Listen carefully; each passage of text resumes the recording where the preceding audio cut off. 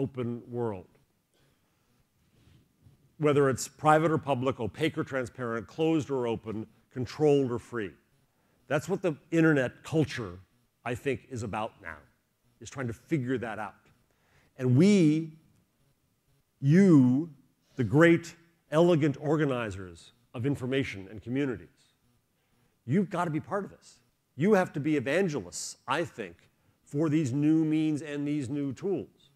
You've got to be much more, much more than publishers. You are the links to the intelligence of our society. It ain't just Google, because you add value to that intelligence. You do all kinds of good things we'll discuss in a minute. I won't spend time on this, but I had the hubris to write a Bill of Rights for cyberspace because I want a discussion to happen about what are our principles.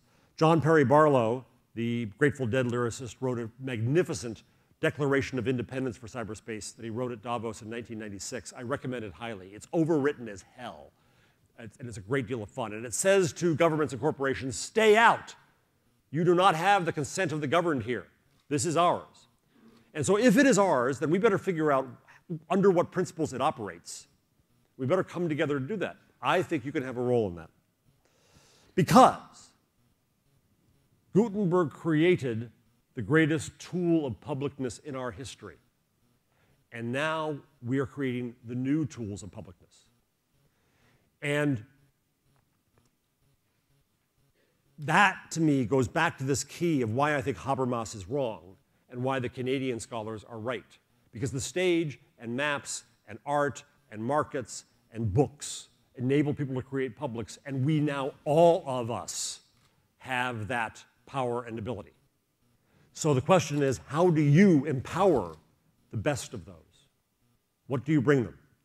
There's another really, really interesting bunch of academics in Denmark, and even though I'm a professor, I'm only a professor of journalism, so I'm not really an academic, but I like to hang out with them online once in a while. And they wrote this notion of the Gutenberg parenthesis. And it's a fascinating idea that says that we are passing through a new era. That 550 years ago when the book came out, it confused the shit out of people as to how it should operate. And so now we're going through a similar confusing as shit era. In the middle was 500 years of very organized life. Before, and this is their work, their thinking, not mine. These are my words, but only because I forgot to look them up and get the real words. But so I take no credit for this thinking. It's theirs. Before the book, we were oral and scribal, and that had a lot to say about how we communicated, how we thought, how we cognated the world. In the 500 years of Gutenberg's textual age, knowledge became serial. It became permanent, pressed onto paper, right? The concept of an author rose.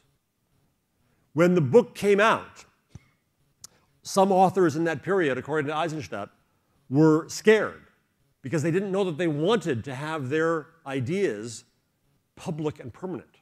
That was scary. Note here in Germany, a lot of the fright, more here than elsewhere, I think, about privacy.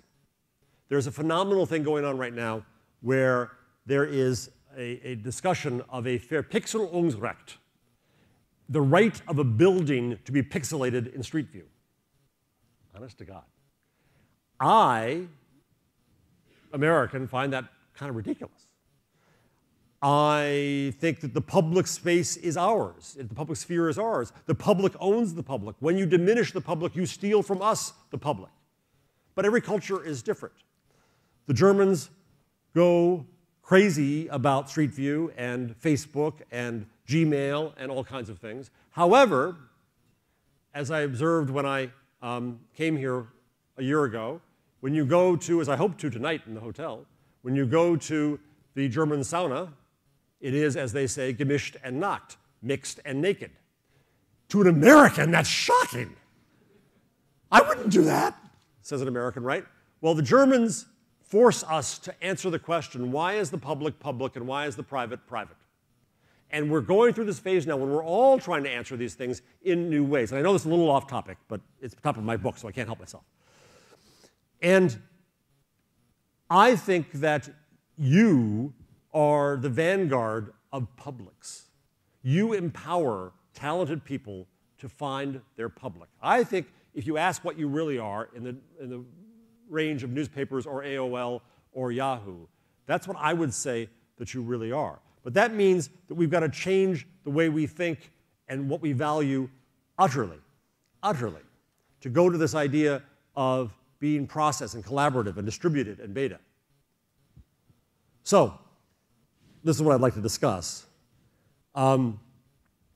I think that we end up at a point where our value is not distribution, control, ownership. But, and this is my list. I'd like to hear your list. You curate people. You find talented people. You curate content. You obviously add the value of editing. And in that process, I think there's a lot of teaching that you do. That's what I teach my journalism students to do, is they must become teachers as well as journalists. They have to teach journalism to the community because the community is going to do journalism. They have to be generous with their knowledge. I wonder, in this industry, what are the roles of teaching? You promote. You thus make communities. You bring people together. You allow them to gather around an author and an idea. We're seeing a lot more now that authors become more like rock stars. Seth Godin, in his, I was going to say bombastic way, but his genius PR way, now forswears books through publishing because he's going to put together events, and he's creating events that, because books made his brand, allow him to charge $895 for someone to come and spend a day with Seth. And that's how he's making his money. Just the same in music. Madonna doesn't make it from the records, she makes it from the concert appearances. Well, shouldn't you be involved in that? Shouldn't you be helping that happen? Not just speeches, I mean, but events where people gather around a public. You already are working on innovating new forms, but I still think that we're in that 50 years of Gutenberg, where we're still trying to tweak it to fit it in the old wine into the new skin. And what I like to hear most today before me is the things that blow up the old presumptions. Blow them the hell up, including the business models, including everything, because you don't know where it's going to go yet, and some kid in a dorm room, believe me, is doing that. And then finally, yes, we need to worry about sustaining, about business models. Is it the last one? Yeah, that's the last one. So that's what I have to say. Do we have some time for discussion?